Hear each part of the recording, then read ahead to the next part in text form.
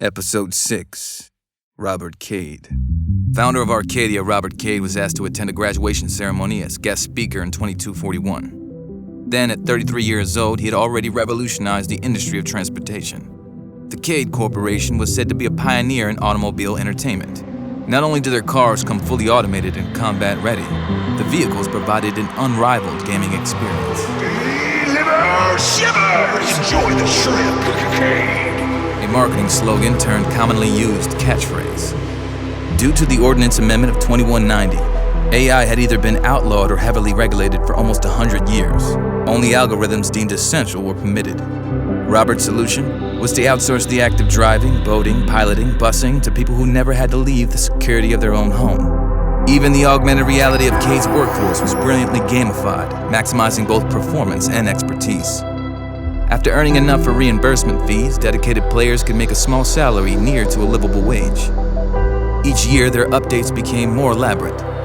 The corporation expanded internationally into other service industries. The most popular product for most nations was by far the Kade-based lounger, providing just enough living space to aid the ongoing homelessness crisis. A harsher climate, war, disease, drought, and social unrest had rendered many immobile. 62% of the world's population was unable to earn income by proximity. Revolutions in manufacturing, robotics, and biotechnology made jobs and housing even more scarce as the rich got even richer. World leaders and common outcasts alike looked to Robert Kade and the Kade Corporation to provide answers for their dark times ahead. The following recording of the founder is one of the few archives available for public access, recorded June 16, 2241 at the Hillodale Academy in the territories of the Northern Line.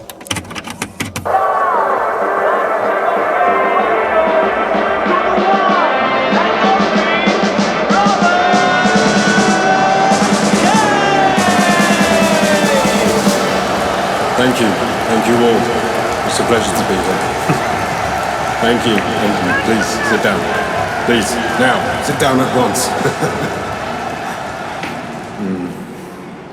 When I was first asked by the Dean to speak today, I almost said no. Frankly, I remember thinking, I'm not an alumni, and even if I was, they can't afford me. Then I remembered who spoke at my graduation ceremony. My father, Leonard C. Kade. I remember being inspired on the way to the ceremony that day. I was so embarrassed. My dad was taken to the stage. By the ride home, I was never more proud to be his son. He spoke of passion and duty. He warned us, or at least tried to warn us, of the upcoming threats we face. Mostly he spoke of responsibility though. Not to the nation or faith, but to each other and to yourself. And it is in that sentiment I am here today. Too short this life is, too fragile for goodbyes. Losing a father puts a serious perspective on life. For instance, what do you want to prove to your father or mother, or any parental figure for that matter? Have you ever asked yourself that? Have you ever asked yourself why? Why feel the need to prove yourself to anyone? The question then becomes, what is it about ourselves that we feel isn't enough? What ideal do you decide to live up to? I feel as though we judge ourselves based on the people we want to be, our player avatar. We avoid the creatures we become. No one is immune to this. Science is the treatment of ignorance, but is not an antidote for desire. You have a plan at your age, an image of your future self. In order to be that person, you will have to prove someone wrong, someone who didn't think it was possible. Make sure your fuel is passion and not spite, because there is another person you will prove wrong, yourself. You see, even if you somehow make it to the place deemed suitable for yourself, the person in the mirror will not be the image you had planned originally. It won't be nearly the person you had in mind. This is reality. And it won't be due to the lack of hard work, dedication, and certainly not intelligence. Not this lot here. It will be simply due to the lack of imagination. You can't imagine all the circumstances that will come to shape you, to educate you, Only pain can teach you the lessons your pride won't let you learn. Do not be afraid of this. That fear is another trap, a snare to progress. What I'm trying to say here is, know what you want. All of us here are students of engineering, design. But without proper vision, we will have perfect blindness.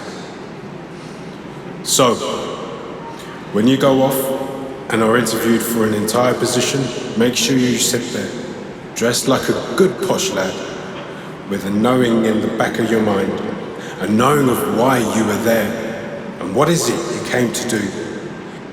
This will take you in all sorts of directions, and most will end in failure, but there has to be a knowing of who you are, why you are. Doubt is the only thing more powerful than belief, so you will need courage.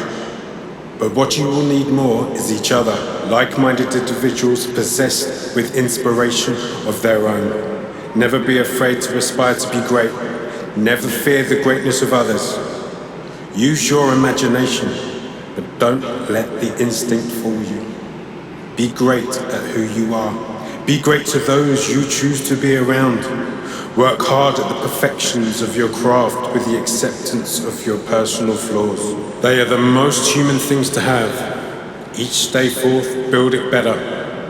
Design your destiny. And for heaven's sake, have a bit of fun while you're at it. Now listen, good luck. Thank you for having me. Congratulations. Thank you.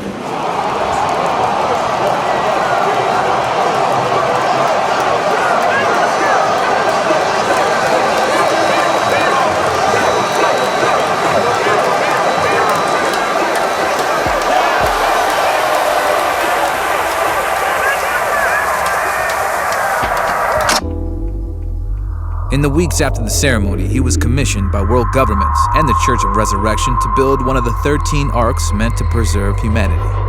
He broke ground 2 years later. He would name it Arkadia.